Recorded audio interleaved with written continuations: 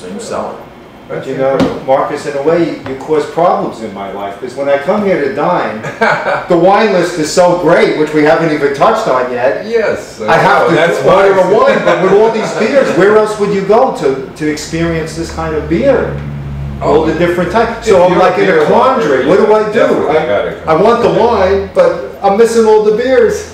Now, I deal with this on a daily basis. Is it wine tonight or is it beer tonight? Well, sometimes it's both. Choices, it is a dilemma. See how hard it is out there, you guys, for us? All these decisions. This is a tough job. This is considered overtime. That is. You don't think we work. Yeah, exactly. But getting back with the food, so I was looking at your website, and I noticed you went through a lot of changes personally. I did go through a lot of changes. As a 27-year-old chef, I was obese. I had high blood pressure, high cholesterol. I was a mess. Chronic fatigue, chronic acne, prescription deodorant, acid reflux. The medication wasn't even working. They wanted to operate. Wow. I was 27 years old. I was a mess. 27. And then all of a sudden, you know, you get to that point where, you know, it just teeters. You reach the point of the fulcrum, and it just everything happens, and you're like, okay, I've got to wake up, and I go to the doctor, and they want to give me medication for cholesterol. And I said, gee, I really don't want to go down that route. I've heard bad things about cholesterol medication. This was back in the late 90s, and maybe in 99 or something. And back then, you hear all these side effects and this and that. I'm like, oh, my doctor said, I think I can manage to do it myself. And he goes, Marcus, I'll give you 30 days. Let's see what you can do in 30 days. As a chef, I'd seen people that came into my restaurant all the time, and they had all these dietary requirements. And what really hit home one day was I served a famous chef who had written a lot of books on dessert and worked at a famous mobile 5-star property, and I served him foie gras. We actually comped an order of foie gras. We sent it out to him. He refused to eat it. He goes, oh, no, I don't eat that kind of food. I'm like, but you cook that kind of food, and that's in your cookbook, and this is... Exactly. You know, you've made your reputation on this, and what do you mean you don't eat that kind of food? He was a health nut, you know, really into, you know, healthier, vibrant food with a lot of, you know, flavor and a lot of passion went into it. So I had seen all these people that walked into my restaurant, all these things. I saw people that would do wheatgrass shots every morning or run 10 miles. And it's like, gee, my produce vendor in Colorado would do the Pikes Peak Marathon every year. The guy who owned the produce company. And I'm saying, this guy runs up Pikes Peak and runs down at 26 miles. I said, is that humanly possible? So I was around these type of people. So I told my doctor, I think I can do it myself. He said, okay. A month later, I went back, got my blood tested. My cholesterol plummeted 60 points. Wow. Oh.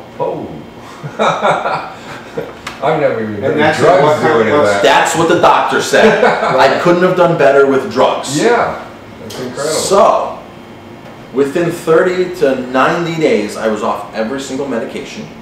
Everything was gone, including asthma that I had my whole life. Since I was born, asthmatic. Could not walk out of my house without an asthma inhaler in my pocket. Had a nebulizer at home on reserve at all times. Had to go to the hospital every couple of years to actually get onto a big nebulizer and get some oxygen into me. Or I had pneumonia every couple of years. All of a sudden, everything was gone. And just out of the diet changes. Out of the diet changes. So of course, at that point, I was working for somebody, and it was kind of hard for me to express my new dietary revelation in somebody else's menu. Right. So, you know, a couple of years I did this, I experimented here and there, and I worked at a country club, and the manager was like, what are you doing putting tofu on the menu?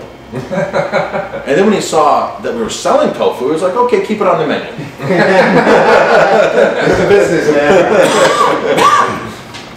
So then when we opened Aroma Thyme here, I had taken 4 or 5 years of this knowledge of gourmet, healthier food, and I was experimenting. I networked with some chefs in New York City and went to some restaurants that were producing some really high-end gourmet, healthy food. So when we opened up Aroma Thyme, right from the get-go, it was hormone-free, antibiotic-free, range-fed meats, sustainable seafood, whole wheat, whole grains, you know, no deep fryer, very, very, very little butter in any of the food if there is any butter. We saute with the right oil. We food combined properly. We use whole grain rices. No sugar in any of the food. There's no cream, you know, to finish off sauces. We use just wholesome, good ingredients. That's one thing people don't realize is the combination of foods you put together sometimes can be deadly. You know? Deadly. Even food combining, right? Food combining, it's very important. You combine 2, 3 healthy foods together and you're like, wow, that was the wrong combination. That, right. You know, Yeah, your body just doesn't like it. Right. It's not assimilate. For sure. What I read years ago, I used to started with food combining, not eating certain foods with certain ones. Right. I mean, eating them all, but at different times. Because your stomach actually excretes just certain digestive juices at a time. Some are for protein, some are for carbo, so to load it up with a lot of different things is not. This puts a strain on it. Yeah. The most popular thing, or the most common thing I hear when people get up and leave here is like, wow, I'm full, but I don't feel that full. And customers know the difference. We have customers that swear they can't eat anywhere else because of all the additives in the food. Well, you know what always cracks me up is people, modern day people think that antacids are a way of life rather than realizing to change putting their a Band-Aid on something is not so that was me. You know, that was me. I had them at I couldn't sleep without Tums at my nightstand. You know, I can tell the difference because I grow all my own food myself because I don't even trust out. And you know, it goes through you so clean, you feel so good about it, it never weighs you down, and it actually, what you're talking about, is you actually rest better. Right. You know, if you have heavy food on you, you just don't rest. You don't rest, you can't sleep well, and it makes a big difference. So, you know, the focus of, you know, we still have people think, oh, you're healthy, you don't have meat. Wrong. Right. We have meat. Totally. We have small family farm produced meats. We have a cowboy steak that's 55 ounces with a long bone. Wow. Novelty. We have Kobe beef. Right. We have American Kobe, Japanese Kobe, and we have some locally produced meat from local farms right in New York State here. We have a strip steak from some local farms, local co-op. We have bacon on our menu that's nitrate free, and the pigs are raised outdoors. Well, you know exactly what you say. It's like, you know, one of the reasons it turned me off and I stopped eating meat basically for a long time until, you know, places like yours developed where you could actually get hormonal free. Right? It's like they shoot it up to make the retain water and the animals live a horrible life. Right. It's not happy. And you retain all of those, you know, chemicals with what you're eating. So whenever they're shooting that poor cow up to make it, you know, get fatter or plumper to make more money, you know, they're making unhealthy animals, which make us unhealthy. Exactly. It totally changes the whole chemistry of the animal. All the fat, it gets changed, and I think that it's, oh great, we could add another 200 pounds to the animal. Imagine adding a whole nother 50, 100 pounds to us. That would be the same proportion. That's not healthy. Well, look at the mass public. When you look at them, we've never had more of a, you know, a weight problem, and it's because of that. And I love the thing is like this corn syrup thing. You know, corn syrup. Yeah, some Japanese turned around and they concentrated, you know, 50s of, you know, corn down to a little bit, you know, thing. And it's like eating 50 pounds of, you know, corn when you have those sweeteners, you know, and people don't realize They don't realize it, and it tricks your body, and you want to eat more of it. You saw you saw outside in our front, we have a little logo where we've banned corn syrup, we've banned trans fats in here.